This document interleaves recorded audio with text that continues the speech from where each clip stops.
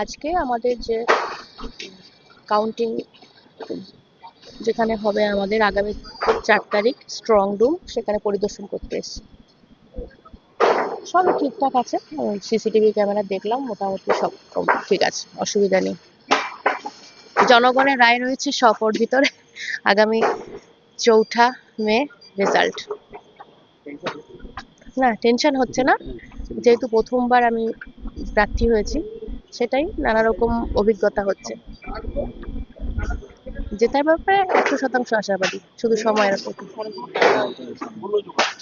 ওরা সবকিছুতে এখন আর কিচ্ছু নেই ওদের। মানুষ এখন মানুষের জনগণের রায় একদম দোরগোড়ায়। ওরা জানে রায় বিজেপির পক্ষেই হবে, তার জন্য ওরা এখন লাস্ট মাধ্যম ওদের এই সিসিটিভি বা আদার্স স্ট্রং রুম নিয়ে ওদের একটা নতুন করে নাটক, আর কিছুই না। আমি ঠিকঠাকই দেখলাম, অসুবিধা নেই। হ্যাঁ, আমার বাগদা বিধানসভার ক্যামেরা ঠিকঠাক চলছে, কোনো অসুবিধা নেই। আমি 12 মাসই ব্যস্ততার মধ্যে থাকি এখনো।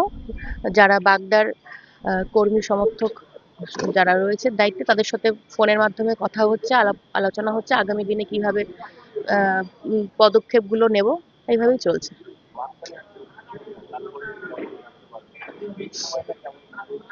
এটা নতুন একটা টেনশন কাজ করে, নতুন একটা এক্সাইটমেন্ট।